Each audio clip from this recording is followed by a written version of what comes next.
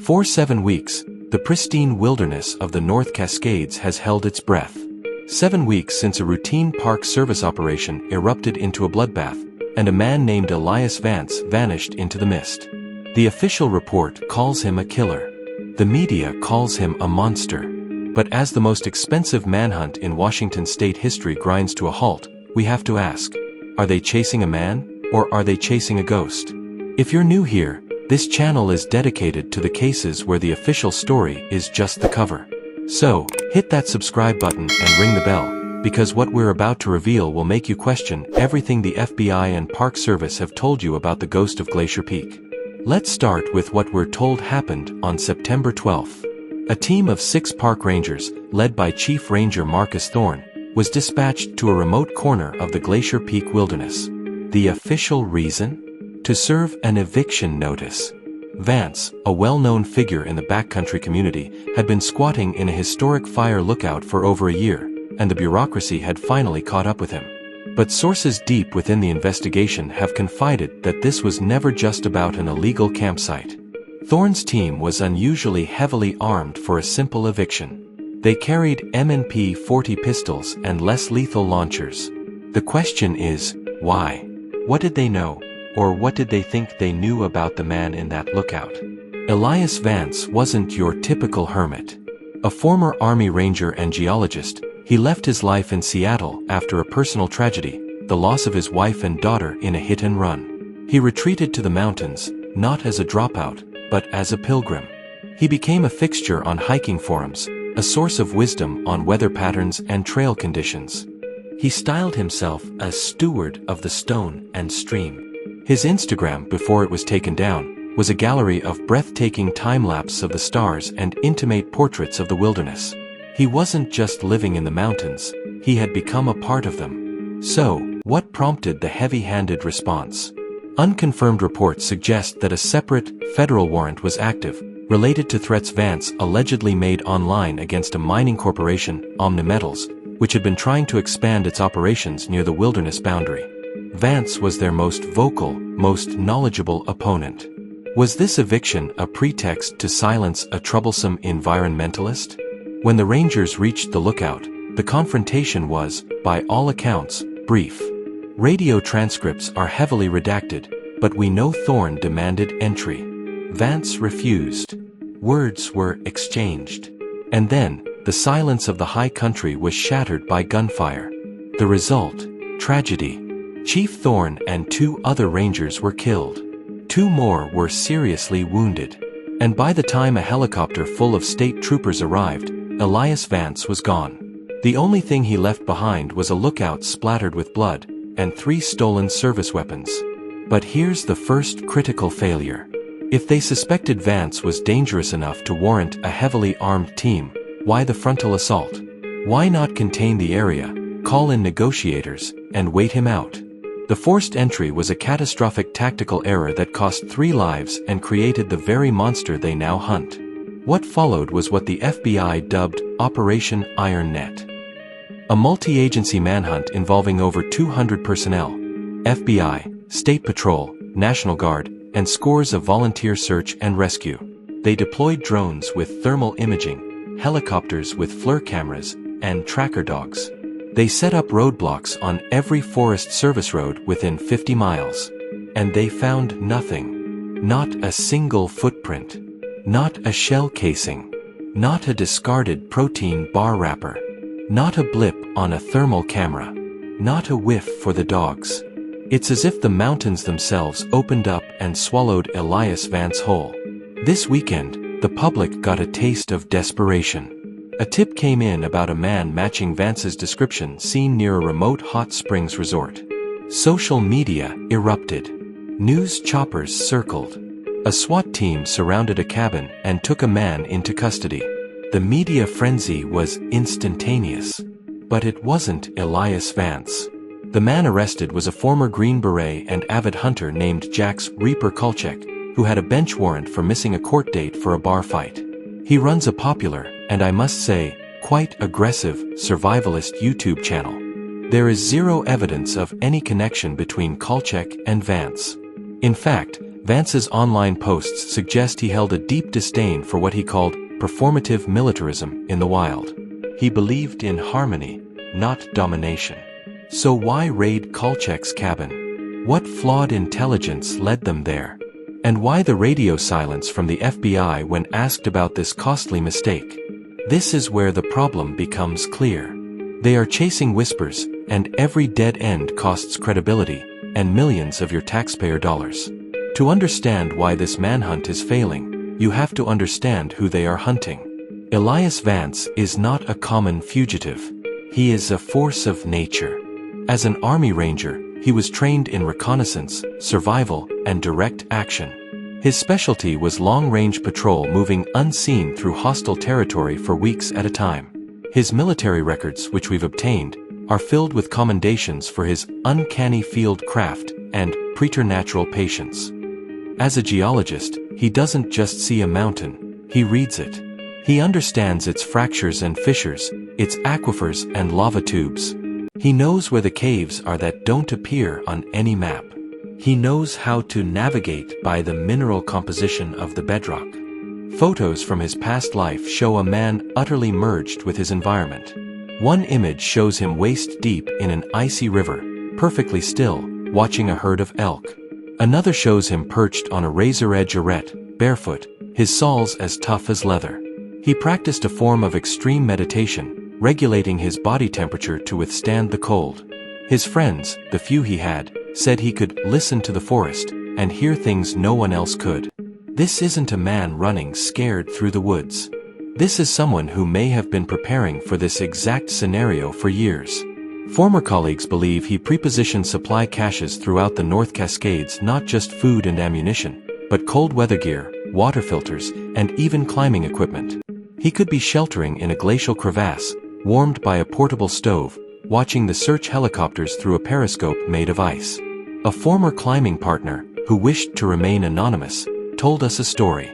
Years ago, they were caught in a whiteout on Mount Rainier.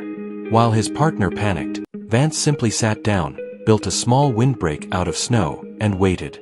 He was so still, the partner said, that a fox came and sat 3 feet from him, curious.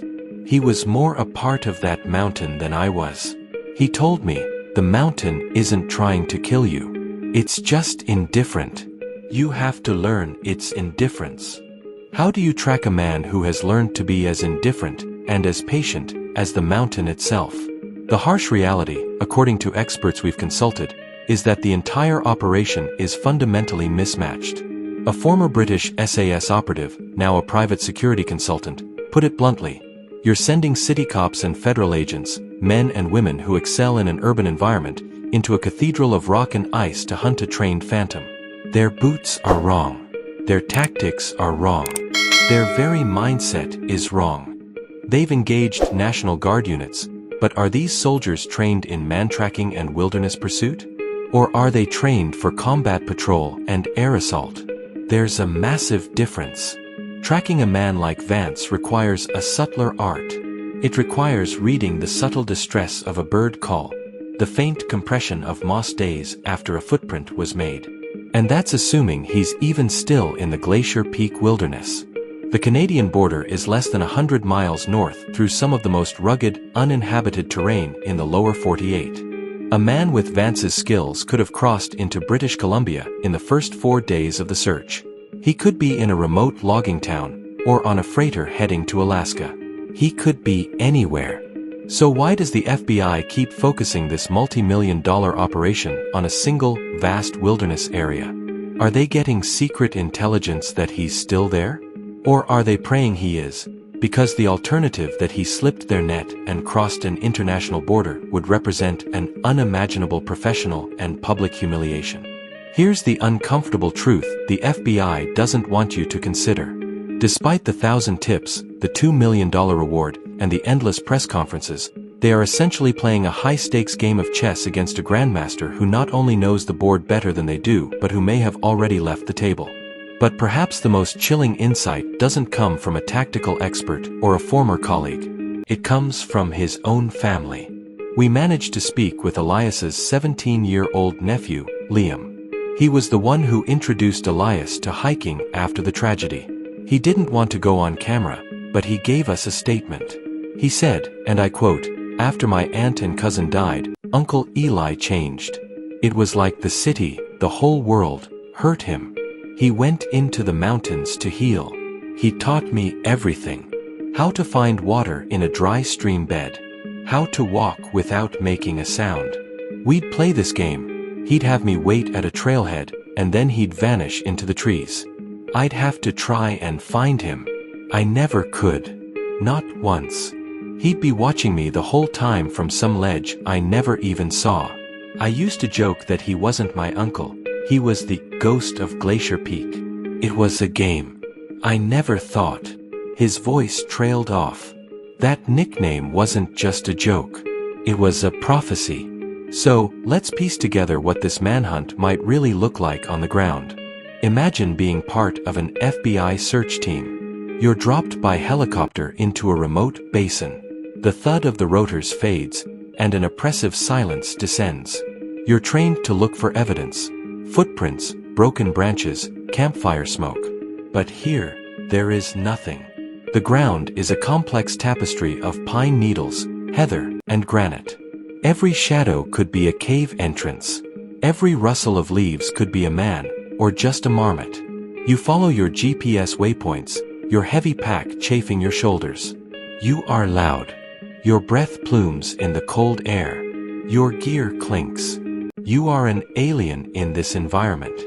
Meanwhile, high on a ridge line, shrouded in the branches of an ancient fir, a pair of eyes watches you. He doesn't move. His breathing is shallow. He is wrapped in a gray and white ghillie suit made of local lichen and moss. He has been in that same position since before dawn. He watches your team move through the valley below like clumsy, noisy children. He notes your formation, your pace, the places you avoid. He teaches you. He knows that you will stick to the game trails, so he travels along the treacherous talus slopes where the rock is too unstable to hold a track. He knows your thermal cameras can't penetrate the thick canopy of the old-growth forest, or the constant heat signature of the sun-warmed granite. He drinks from springs that bubble directly from the rock, so he leaves no trail to a water source. He eats cattail roots, lichen, and the occasional squirrel caught in a silent snare. He has not lit a fire in 7 weeks. At night, he shelters not in a cave, but in a body hole, a shallow depression dug into the side of a hill, covered with a sheet of camouflage netting and a layer of forest duff. From 5 feet away, he is invisible. The cold doesn't bother him. He has learned the mountain's indifference. Your team spends a week in the field. You find nothing. You are exhausted, frustrated, and beginning to doubt the intelligence that sent you here. You are pulled out for rest, and another, equally inexperienced team is rotated in. The cycle repeats. And with every rotation, the legend grows. The search teams talk in hushed tones in their mess tents. They call him the Ghost. They start seeing things in the shadows. The pressure from headquarters is immense, and it translates into rushed decisions, wasted resources, and a growing sense of futility. This isn't a manhunt. It's a siege against a phantom. And the phantom is winning. Which brings us to the most disturbing question of all. Why now? Why was Elias Vance suddenly deemed such a threat that required a violent eviction after over a year of peaceful solitude?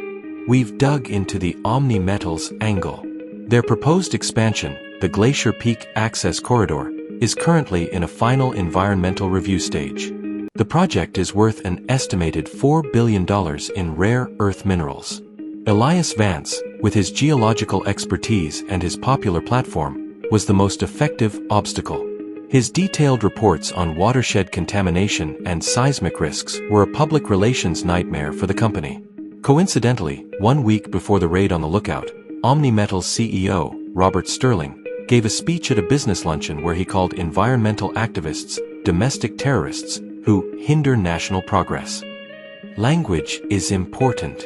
It creates a villain. Were the charges against Vance the threats, the federal warrant trumped up under pressure from powerful corporate interests? Did the Park Service and the FBI become unwitting, or perhaps witting, tools in a corporate land grab? Think about it. The narrative is perfect. The unstable hermit, the violent environmentalist, is neutralized. The tragic death of 3 rangers ensures public sympathy is with the authorities, not the fugitive.